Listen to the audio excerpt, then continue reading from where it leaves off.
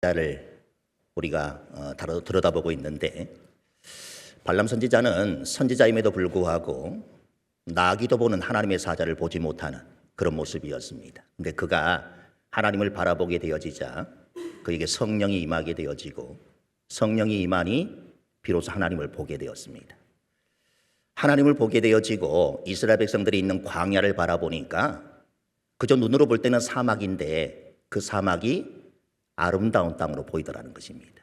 성령의 눈으로 바라보니 사막도 아름다운 땅이 되어지는 것입니다. 오늘 예배를 통해서 여러분들 성령의 충만함을 받아 여러분의 삶의 자리가 비록 광야 같은 척박한 땅이라 할지라도 믿음의 눈으로 바라보면 아름다운 땅이 되어지는 역사들. 왜 아름다운 땅이겠습니까? 하나님이 거기에 함께 계시기 때문입니다. 오늘도 그 은혜를 누릴 수 있는 여러분들이 될 수 있길 바랍니다. 인사하겠습니다. 은혜와 평강이 성도님들에게. 아멘. 인사하시죠. 오늘도 하나님을 예배하기 모인 여러분 모두에게 하나님의 은혜와 평강이 충만하게 흘러넘치기를 소망합니다. 사자나 호랑이 같은 그런 맹수들이 사냥을 할 때 사냥에 성공할 수 있는 확률이 얼마나 될 것 같습니까? 맹수들은 대단히 민첩하고 빠르게 움직입니다. 날카로운 발톱도 있고 튼튼한 이빨도 있습니다. 이런 사자나 호랑이가 먹잇감을 향해 달려간다. 100번 달려가면 몇 번이나 성공할 것 같습니까? 거의 대부분 성공할 것 같지 않습니까? 그런데 실제로는 100번 나가면 겨우 5번 성공한다고 합니다. 성공률은 겨우 5%에 불과하다고 하는 것이죠. 맹수들이 사냥하기 좋은 조건을 갖추고도 왜 그토록 많은 실패를 하는지 연구라는 그 연구 결과가 있습니다. 그 결과를 보면 육식동물은 짧은 시간 안에 먹이를 잡으려 하기 때문에 쉽게 지친다라고 합니다. 그리고 초식동물도 위기 상황이 되어지면 자기 방어를 위해서 또 새끼를 보호하기 위해 공격적으로 변하기 때문에 실패율이 높아진다라고 합니다. 맹수가 이토록 많은 실패를 한다면 맹수는 실제로 그렇게 강한 존재가 아니라는 그런 말이 되는 것입니다. 반대로 반대되는 상황을 한번 가정해 보시길 바랍니다. 만약 이 맹수들의 사냥 성공률이 95%라면 어떨까요? 그렇다면 아마 이 맹수들은 사냥할 때 전력을 기울이지 않을 것입니다. 얼마든지 쉽게 잡을 수 있기 때문에 그렇습니다. 사냥이 생존을 위한 것이 아니라 놀이나 장난이 되어버릴 것입니다. 사자는 먹잇감이 넘쳐나서 과식으로 비만이 될 수도 있고 현대인들이 가진 성인병에도 걸리게 될지 모릅니다. 사냥에 최선을 다함으로써 생기는 강인함도 점점 사라지게 될 것이고 그러다 결국엔 단 한 마리도 사냥할 수 없는 그런 정도로 약해지게 될 것입니다. 이렇게 95%의 성공률은 맹수들에게 도리어 생존의 위협이 될 수도 있다고 하는 것입니다. 세상은 성공한 자에게는 박수를, 실패한 자에게는 비난과 못난이라는 그런 이름을 붙여줍니다. 그러나 이것은 실패의 비밀, 부족함의 비밀, 약함의 비밀을 모르는 세상적인 논리일 뿐입니다. 물론 자기 능력을 키우고 더 많은 성공을 통해서 세상을 이끌어가는 것도 분명 필요하겠지만 실패를 통해 더 낮아지고 서로의 부족함을 인정할 때 삶은 더욱더 아름다워질 수 있다고 하는 것입니다. 성경 말씀에는 역설적인 진리가 많다. 지난 시간에 그렇게 말씀을 드렸습니다. 보통 인간적인 상식으로는 이해가 되지 않는 모순같이 보이는 그런 진리가 참으로 많습니다. 애통하는 자가 복이 있다. 심령이 가난한 자가 복이 있다. 죽고자 하면 산다. 주는 자가 복이 있고 주는 자가 풍부해진다. 모순 같아 보이지만 그러나 모두가 참된 진리인 것입니다. 그중에 약할 때 강해진다. 이 진리도 모순 같아 보이지만 하나님의 역설적인 진리라 이렇게 말할 수 있습니다. 특별히 이것은 사도 바울이 많은 고난을 겪고 깊은 기도 생활 끝에 발견한 영적 체험이며 깊은 진리의 말씀입니다. 오늘 본문에 보면 내 능력이 약한 데서 온전하여 짐이라 또 약한 것들에 대하여 자랑하리니 내가 약할 그때에 강함이니라. 이 말씀들을 힘을 주어 언급을 하고 있습니다. 여러분, 약함이라는 것이 무엇입니까? 보다 못한 것, 기대에 미치지 못하는 것, 표준에 미달한 것, 이런 의미를 갖습니다. 무엇인가 부정적이고 별 볼 일 없고 무시당하는 그런 것입니다. 강함이라는 건 무엇입니까? 보다 좋은 것, 기대 이상의 것, 표준 이상의 것이라 이렇게 말할 수 있습니다.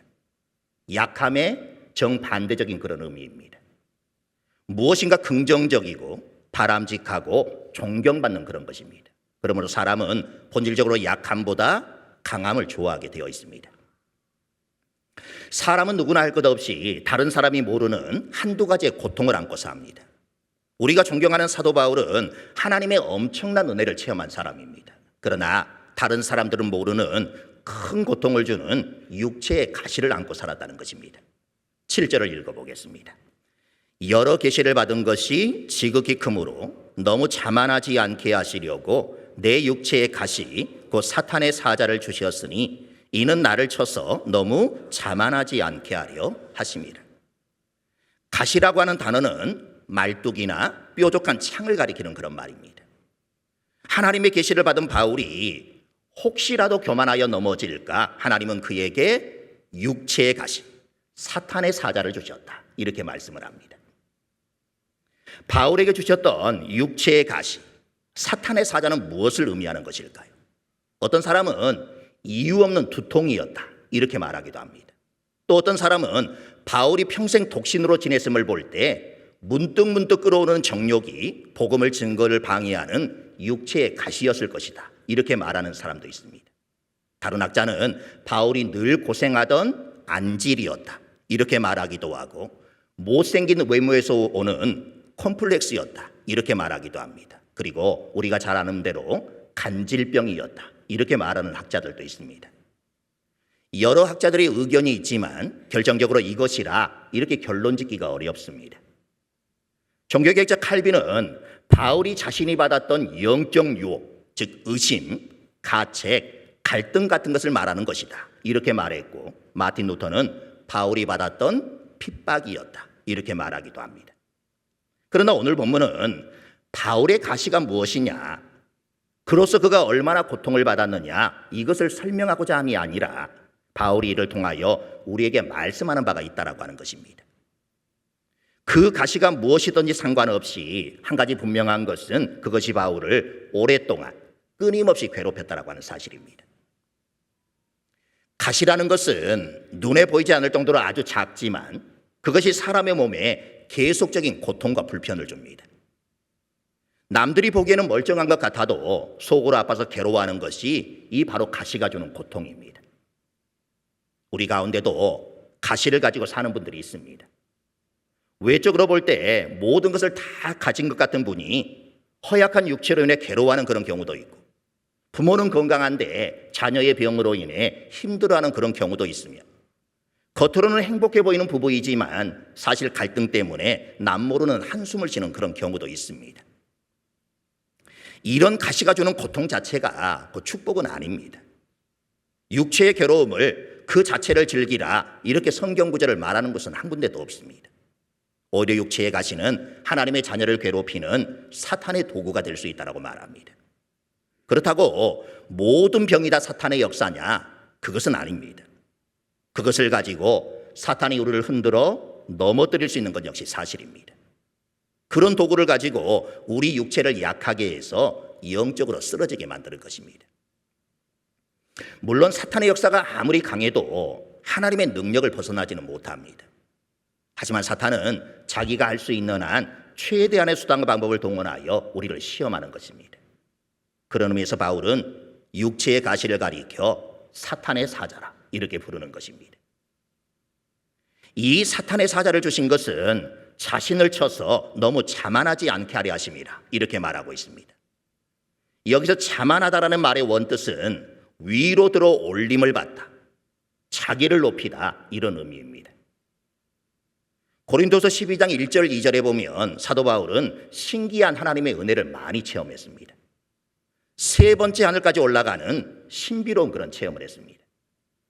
그래서 하나님께서 사도 바울에게 가시를 주어서 자만하지 않게 하신다라고 합니다. 우리는 여기서 아주 귀중한 교훈을 얻게 됩니다. 인간은 하나님께 받은 은혜가 많으면 많을수록 자만하게 된다는 것입니다. 그 사람이 비록 사도 바울이라도 할지라도 말입니다. 사람이 노력해서 무엇을 얻은 다음에 항상 경계해야 하는 것이 뭐냐? 바로 이 교만입니다. 우리는 하나님께 항상 은혜를 구하지만 하나님께서 가시를 우리에게 주시는 이유는 하나님께 받은 은혜 때문에 자만해지는 것을 방지하기 위해서입니다. 사람은 자만할 때 넘어지게 됩니다. 우리의 신앙생활을 망쳐버릴 수 있는 가장 치명적인 질병이 뭐냐? 그것은 육신의 질병이 아니라 자만이라고 하는 그런 질병이라는 것입니다. 교만이라고 하는 뿌리 깊은 인간의 죄악된 본성이 우리의 신앙생활을 망치고 우리의 성김과 봉사를 물거품으로 만드는 가장 치명적인 질병인 것입니다. 하나님이 주시는 인생의 가시는 하나님 앞에 교만하지 않고 겸손하게 하는 은혜입니다. 내가 인생길에서 하나님 노릇하지 않고 하나님의 뜻을 구하는 종이 되는 그런 축복을 누릴 수 있도록 하나님은 우리 인생에 가시라는 것을 허락하신다고 하는 것입니다. 8절을 읽어보겠습니다. 이것이 내게서 떠나가게 하기 위하여 내가 3번 주께 간구하였더니. 바울도 육체의 가시가 찌르는 아픔이 너무 괴로워서 3번이나 특별히 기도했다고 합니다. 이것은 그냥 담담하게 1번, 2번, 3번 기도했다 이런 말이 아니라 이 문제 때문에 생명을 건 기도를 3번 했다라고 하는 그런 뜻입니다. 하나님, 이 가시를 내게서 가져가 주십시오. 하지만 하나님께서는 거절하십니다. 한 번 더 이 가시를 제게서 가져가 주십시오. 이렇게 구하지만 하나님은 또 거절하십니다. 마지막 3번째로 하나님, 제발 이 가시를 좀 가져가 주십시오. 하나님께서는 여전히 마지막까지 거절을 하시는 것입니다. 우리가 잘 아는 바대로 바울은 기도의 사람이었습니다. 다른 그리스도인들에게 기도하라고 격려했고 또 자신을 위해 기도해달라 이렇게 주저없이 부탁했던 사람입니다. 집과 성전에서 교회 리더들과 함께 감옥이나 풍랑을 만난 배에서 그는 어디에 있든지 기도했던 사람입니다. 아마도 그는 예수님의 겟세마네 동산에서 땀이 땅에 떨어지는 핏방울처럼 되도록 3번씩이나 하나님께 간절히 간구했던 것을 생각했을 것이고 어쩌면 하루 3번씩 기도했던 다윗과 다니엘의 본을 따라 자기도 3번을 간절히 매달려 가시를 뽑아달라 이렇게 부르짖은 것으로 보여집니다. 한 번이 아닙니다. 3번이나 간절히 기도했습니다. 바울의 믿음과 복음에 대한 열정을 생각해 보면 바울이 얼마나 간절히 기도했겠습니까? 더욱이 바울은 자신의 유익을 위해 그렇게 기도한 것이 아닙니다. 순전히 예수 그리스도를 잘 증거하기 위해 육체의 가시를 없애달라 이렇게 간구한 것입니다. 바울은 하나님께서 당연히 자신의 간구를 기뻐하시며 금방 들어주실 것이라고 믿었습니다. 그런데 하나님은 바울의 기도를 거부하셨습니다. 다른 사람의 병을 위해서 기도할 때 하나님이 즉각적으로 응답해 주심을 경험했던 바울이었습니다. 하나님께서는 바울의 손을 통해서 놀라운 치유의 역사를 일으키셨던 분이십니다. 바울은 하나님께서 어떠한 병도 고치실 수 있다는 이 사실에 흔들림이 없는 확신이 있었던 그런 사람입니다. 그런데 이상하지 않습니까? 하나님이 그의 기도에 당연히 응답해 주실 줄로 믿었는데 하나님은 노라고 응답을 하십니다. 그 위대한 사도, 그 충성스러운 종의 기도를 하나님은 들어주시지 않으신 것입니다. 이게 우리에게 어떤 의미냐면 여러분과 제가 가지고 있는 가시를 두고 우리가 하나님 앞에 기도할 수 있습니다. 우리는 이렇게 간구할 것입니다. 제가 가지고 있는 이 가시를 치워주시든지 없애주시든지 해주십시오. 이게 너무 오래가 됐고 이것이 나를 너무나도 힘들게 합니다. 그런데 여러분께 오늘 하나님께서는 노라고 거절하실 수도 있다는 것입니다. 너의 가시를 내가 치워주지 않을 것이다. 바로 그 가시를 통해서 내가 너를 강하게 만들 것이다. 이렇게 말씀하실 것입니다. 왜냐하면 자만심이라고 하는 더 심한 가시로부터 여러분을 지키시기 위해, 여러분을 보호하시기 위해 하나님은 가시를 통한 그 약해짐 가운데 여러분들을 그냥 내버려 두신다라고 하는 것입니다. 아마 40일 금식기도 같은 기도를 3번 한 것일 수도 있고 아니면 그 이상의 것일 수도 있습니다. 어쨌든 바울은 생명을 걸고 3번이나 기도했습니다.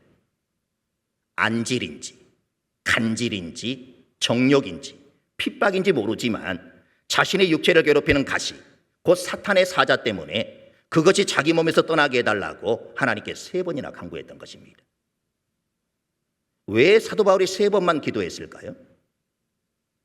하나님의 응답을 받았기 때문입니다. 다르게 표현하면 하나님의 뜻을 받아들였기 때문입니다. 9절 상반절의 말씀을 보겠습니다. 나에게 이르시기를 내 은혜가 내게 족하도다.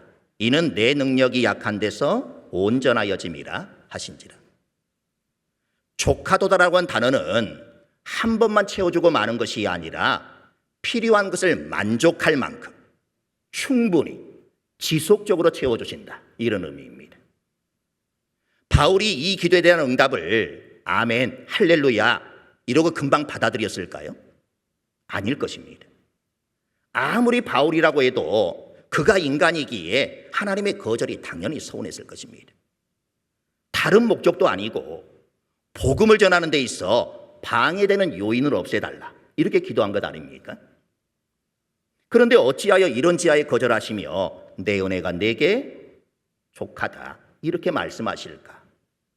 아마 고민을 하면서 자신의 강구에 거절하신 하나님으로부터 큰 상처를 받았을 수도 있었을 것이고, 까딱하면 절망의 늪에 빠질 그런 위험마저 있었을 것입니다.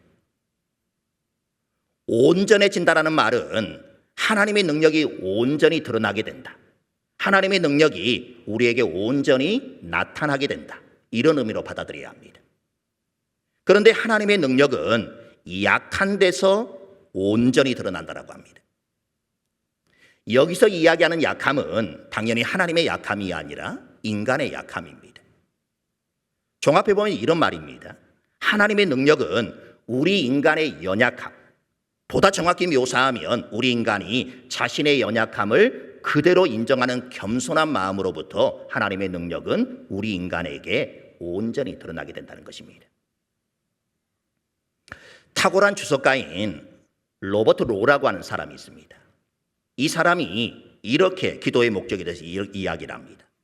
기도의 목적은 사람의 뜻을 하늘에서 이루어지게 하는 것이 아니라 하나님의 뜻을 땅에서 이루어지게 하는 것이다. 하나님은 바울의 육체에서 가시를 제거해 주지는 않으셨지만 그 짐을 축복으로 바꾸는 데 필요한 은혜를 주셨습니다. 은혜로 약함을 강함으로 바꿔주신 것입니다. 바울은 이내 하나님의 뜻을 깨닫고 하나님의 거부를 받아들입니다. 그뿐 아니라 자신의 간구를 들어주지 않은 것은 자신이 자만하지 않도록 하시기 위함을 깨닫고 오히려 크게 기뻐하는 것입니다.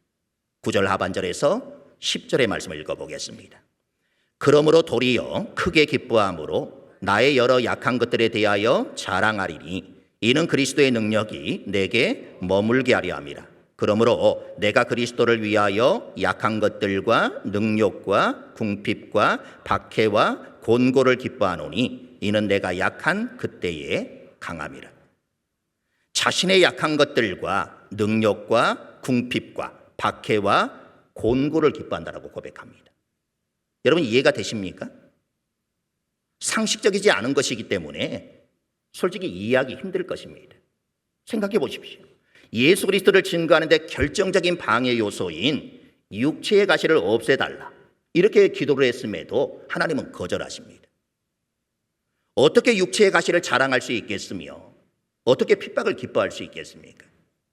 오히려 마음에 큰 상처로 남아 복음에 대한 열정이 식어버리는 게 일반적인 상식입니다. 바울이 큰 인물이기는 하지만 우리와 조금 더 다름없는 성정을 가진 사람이므로 바울 역시 복음 증거에 대한 열심과 열정이 이전보다 많이 떨어질 수도 있었습니다.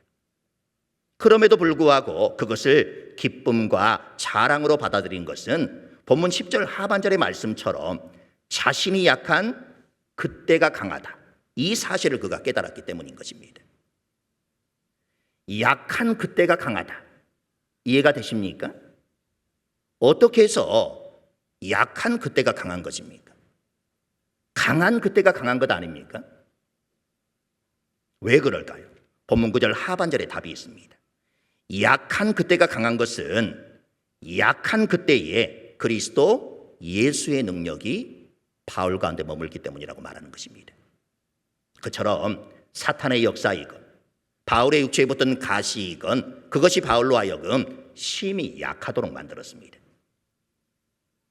바울에게 그런 방해 요인이 없었다면 얼마나 좋았을까? 그렇게 생각하십니까? 세상의 셈법으로는 그럴 수 있습니다. 그러나 하나님의 셈법으로는 오히려 바울이 육체의 가시, 곧 사탄의 사자를 가진 것이 더 좋았을 것입니다. 왜 그렇겠습니까? 육체의 가시가 바울을 자꾸 약하게 만들었고 자신이 한없이 약해지고 자신이 한없이 낮아질 때마다 그리스도 예수의 능력을 그가 체험할 수 있었기 때문입니다. 여러분, 마음속으로 한번 대답해 보시길 바랍니다. 무엇이 바울을 우리가 알고 있는 그토록 위대한 하나님의 사역자로 만들었습니까? 그가 로마 시민권자라는 사실입니까? 가말리엘 문화생이었다라고 하는 그의 빛나는 학력입니까? 히브리인 중에 히브리인이요, 율법으로는 바리새인이며 율법의 의로는 흠이 없었던 그의 출신 성분이었습니까? 그것도 아니면 그의 유창한 헬라어 능력이었습니까? 아닙니다. 사람들이 생각하는 그의 장점은 그가 위대한 사도가 되는데 결코 핵심적인 그런 원인이 되지 못했습니다. 아니, 오히려 그가 여러 가지 가지고 있었던 장점은 그로 하여금 스스로 자만하게 할 수 있으니 하나님께서 그의 몸에 무서운 질병을 넣어두어야 했던 걸림돌밖에 되지 않았다는 것입니다. 그러면 과연 무엇이 바울을 그토록 위대한 복음의 일꾼이 되게 하였던 것일까요?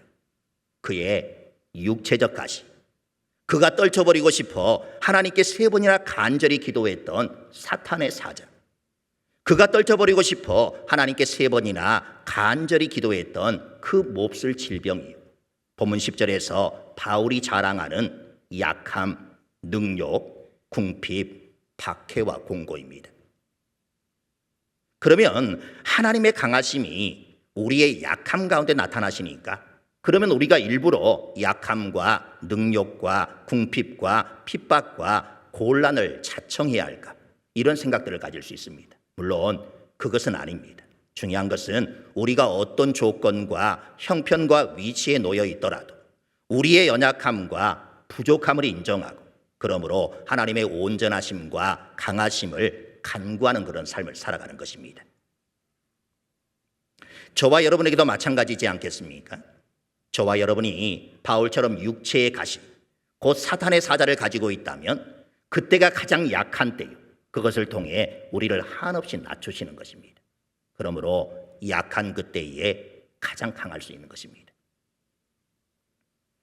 잠시 후 우리는 매번 설교 마지막에 그랬듯이 찬양을 부를 것입니다.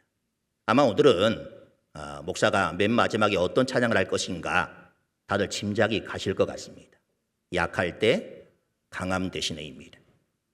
이 곡을 만든 사람은 데니스 저니건이라고 하는 복음송 작곡자입니다. 어릴 적부터 피아노에 재능이 있었던 그는 기독교 가정에서 태어나 모태신앙인으로 자랐습니다. 그런데 5살 때 성추행을 당하게 됩니다. 이로 인해 심한 충격에 빠져 성적 정체성의 혼란을 겪다가 결국 동성애자가 되고 맙니다. 그는 동성애자가 된 후 극심한 수치심과 죄책감으로 시간을 보내면서 아무에게도 도움을 요청할 수 없었습니다. 믿었던 사람에게 말했는데 도움을 주기는커녕 오히려 약점을 가지고 이용하려고 했습니다. 어떠한 도움도 받지 못하던 그는 괴로움을 겪다가 자살을 결심하게 됩니다. 그런데 크리스천이었던 한 친구가 이렇게 말합니다. 내가 어떻게 해야 할지 방법은 잘 모르겠지만 해답은 내가 알고 있다. 그 해답은 바로 예수 그리스도이다. 내가 너와 함께 해주겠다. 전이건은 친구의 말을 듣고 예배에 참석을 합니다. 예배 인도자가 이렇게 말합니다. 여기 있는 사람 중 한 사람이 마음속에 숨기고 있는 것이 있습니다. 하나님은 당신이 숨기고 있는 것을 보십니다. 그럼에도 하나님은 당신을 사랑하십니다. 데니스 저니건은 그 말이 자신에 대한 말이라 이렇게 생각하게 되었고 순간 큰 깨달음을 얻게 되었습니다. 지금까지 자신은 동성애라고 하는 그 죄가 예수님이 십자가에 짊어지고 가시기에는 너무나도 악한 것이라 이렇게 생각을 했습니다. 그러나 하나님은 나에 있는 그대로를 사랑하시며 그렇기 때문에 하나님의 사랑은 결코 나를 그런 상태로 내버려두지 않을 것이다. 이걸 깨닫게 된 것입니다. 그는 눈물을 흘리며 회개를 했고 하나님께 돌아온 다윗의 삶을 묵상하면서 자신의 고통을 하나님 앞에 쏟아놓고 다윗에게 임한 그 하나님의 은혜가 자신에게도 임하기를 간절히 간구했습니다. 그리고 데니스는 심령 속에서 나오라 이런 주님의 음성을 들었고 마치 죽음에서 부활한 것처럼 옛사람을 버리고 새 사람으로 거듭나게 되었습니다. 놀랍게도 동성애에서 해방된 데니스는 얼마 후 사랑스러운 여인을 만나 결혼을 하게 되었고 무려 9명의 자녀를 두고 행복한 가정을 이루었습니다.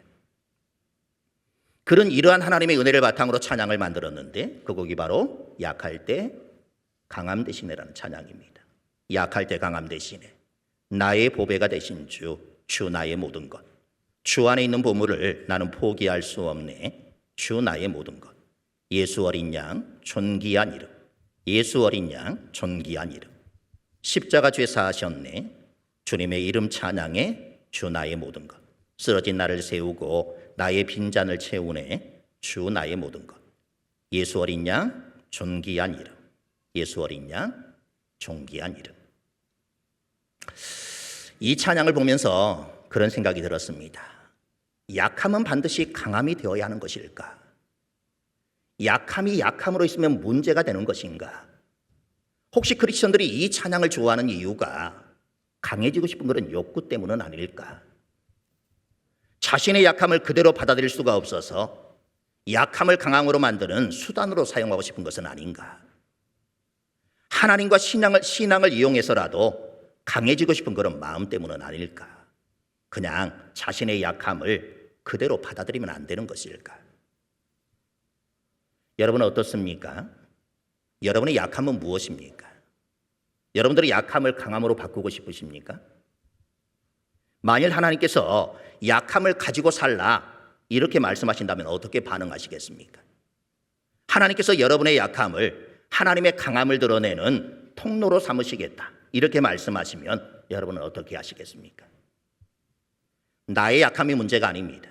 문제는 나의 약함이 하나님의 강함을 드러낼 수 있는가? 이것이 문제인 것입니다. 필립스 브룩스라는 말의 사람을 인용함으로 오늘의 설교를 마무리하고자 합니다. 쉽게 살게 해달라고 기도하지 마십시오. 더 나은 사람이 되게 해달라고 기도하십시오. 당신의 능력에 맞는 일을 구하지 마십시오. 당신의 일에 맞는 능력을 구하십시오. 사랑하는 성도 여러분, 하나님께서는 여러분을 약한 가운데 두기를 원하십니다. 하나님께서 여러분을 사랑하시지 않기 때문이 아니라 여러분을 너무너무도 사랑하시기 때문입니다. 그 약함을 통해 여러분에게 하나님의 능력이 머물기를 원하시기 때문입니다. 이것이 바로 역설, 패러독스입니다. 찬양하겠습니다.